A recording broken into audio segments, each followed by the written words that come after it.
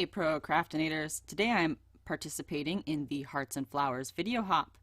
In each video we will be sharing a hearts and or flowers themed project to get you inspired for spring crafting. It starts today, Friday, February 14th, 2020 and goes through Thursday, February 20th, giving you plenty of time to watch and comment on all the videos.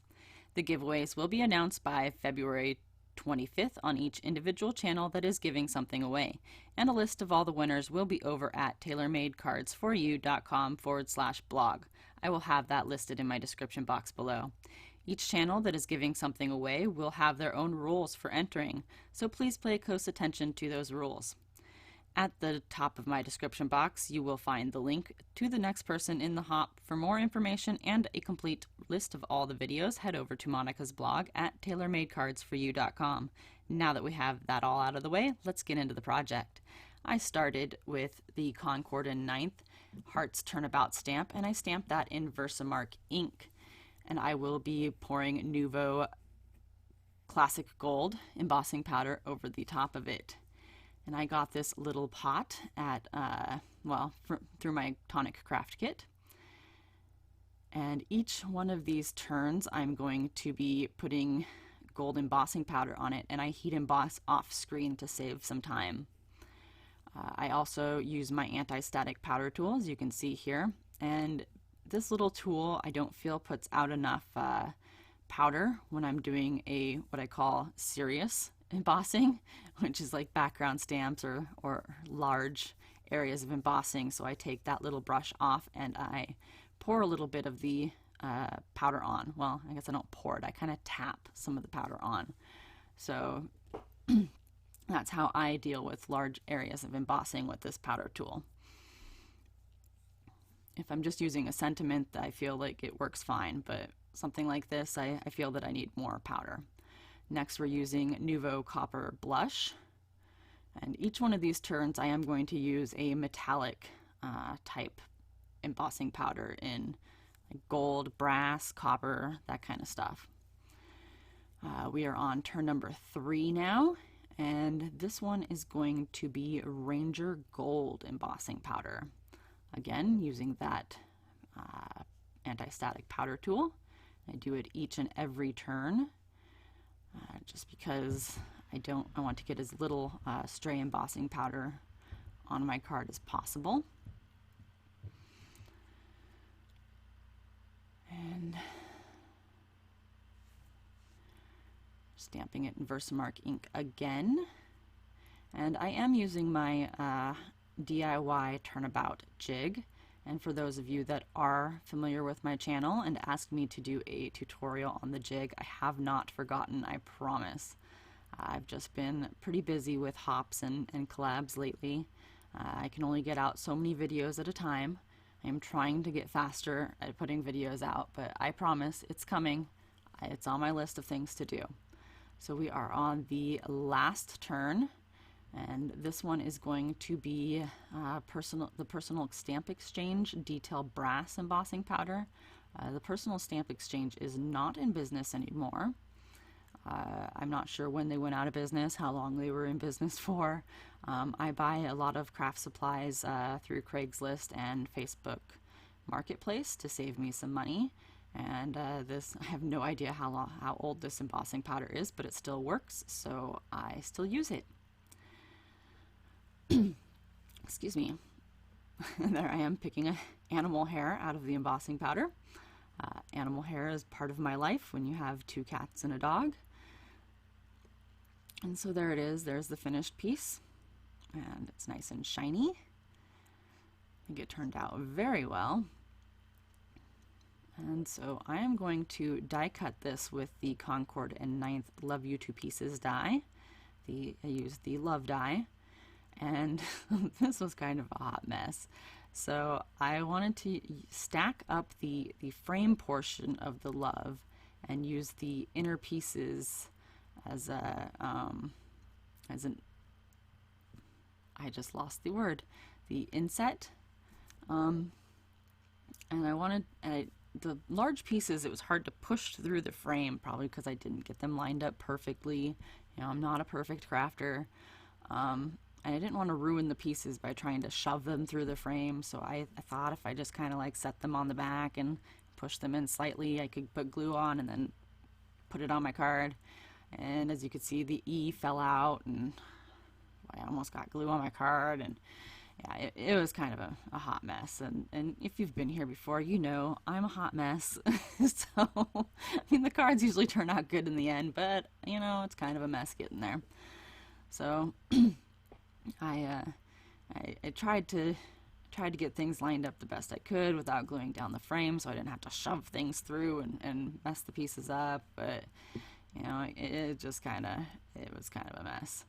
But I should have, if I were to do this again, I would have cut, because I had white die cuts stacked underneath. I did it 4 or 5 times, I don't know.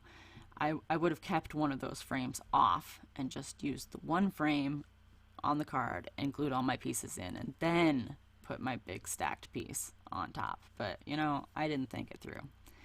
So, lesson learned. So I'm gluing this piece on now, and then I'm just going to shove the little pieces through, because they were a little bit easier to shove through than the big pieces were.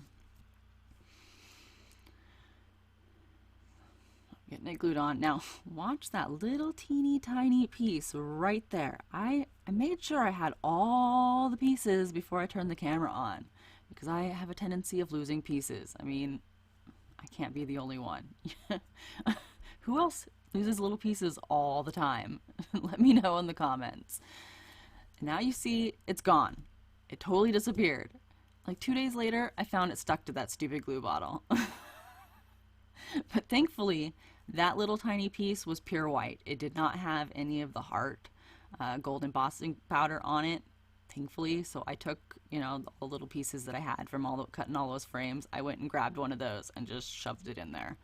Thankfully, I got really lucky that it did not have a heart on it. So I just shoved it in there. But yeah, I found that little piece stuck to that glue bottle 2 days later. Figures. So there it is. Looks all pretty.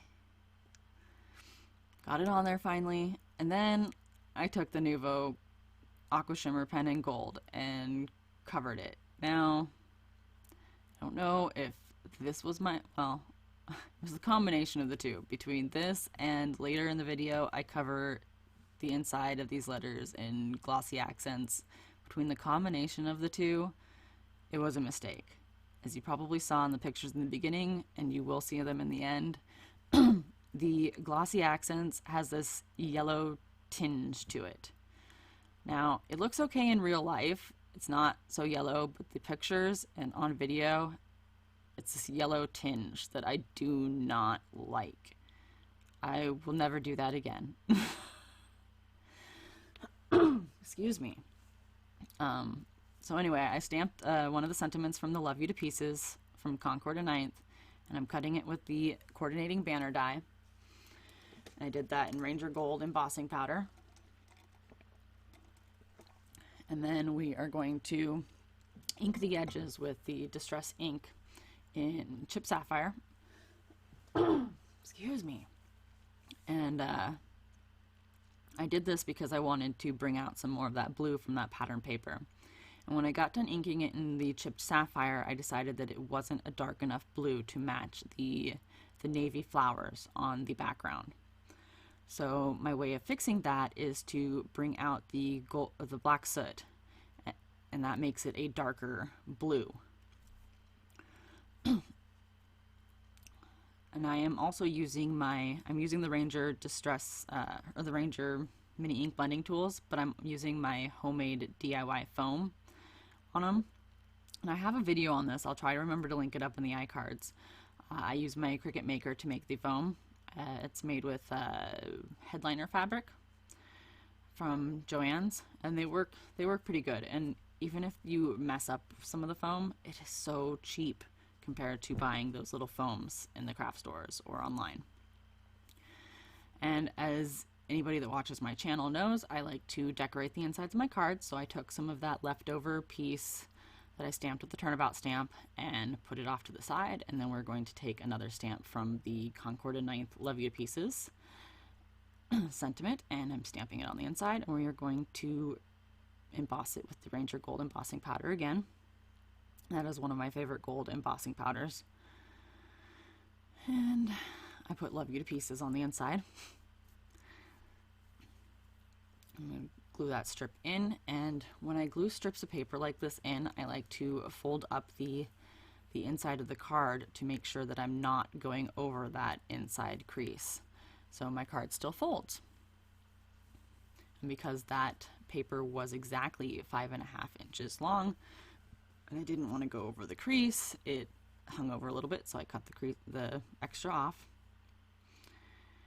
And then we're going to glue the banner on. And I have a little confession here. You can't see it in the video, so I didn't have to confess this. Oh, we're gonna actually ink blend the edges. I decided to ink blend the edges with both the chipped sapphire and the black soot. But I'm also gonna confess, also while we're doing this, the love piece that I cut out of the heart paper. I had originally cut it with a rounded rectangle die, and I had a different plan in mind for it, and then I decided to change my mind. And the love piece looked like it would fit exactly if I just cut it at an angle a little bit on that rectangle. I did not want to restamp the heart piece, and so it looked like it would fit exactly. Well, I think it shifted in my machine a little bit, and so the bottom of that E on each side it wasn't cut completely. I mean, well, it was too short, so there's like little diagonal pieces on the E that are cut out, and you could see the white paper from underneath where I had stacked the frame of the love. And you can't see it in the video, but if I had left it that way, you would be able to see it in the final pictures. So I'm like, I have to cover this up. And I tried some little flowers that I had, and I tried some sequins, and nothing looked right because I would be stacking it on each side of the E, and it just looked funny. So that's why I decided to use the banner, and I was just going to cover it up with the banner. So don't tell anybody. Shh, it's our little secret that I was covering up a mistake with that banner. So that's one way that you can cover up little mistakes like that. Just stick a sentiment over it and call it good. And it took me a little while to get that banner centered, as you could see. And then we're sticking a little piece of foam underneath the bottom of it because it was only supported at the top by the E. And now we're going to stick it on the front, and after I get it stuck on the front, that's when we're going to fill it with the evil glossy accents. Well, I don't think it's completely the glossy accents' fault, but it was the combination between the glossy accents and the Nuvo shimmer pen in Midas Touch. But so I flooded it with the glossy accents, and then when I get done flooding it, for the most part, I took a pokey tool and brought it out to the edges, because some of the edges didn't want to, like the corners and whatnot, didn't want to quite fill. I do work in a basement, so my glossy accents tends to be a little cold. But I mean, the card looks good. It looks good in person. It's just the pictures on camera, it just doesn't. It's not right. It just, that yellow hinge is like, or tinge is yellow hinge really. Yellow tinge is intensified on camera, and it. I mean, do you ever have cards like that where they just in person they look pretty good, but on camera they're just not right. So anyway, I hope you enjoyed the project today, or my card, and don't forget, the next person in the hop is listed in my description box below, and I'd really appreciate it if you liked my card today to give me a thumbs up and subscribe to my channel if you haven't already. And as always, I hope you have a great day.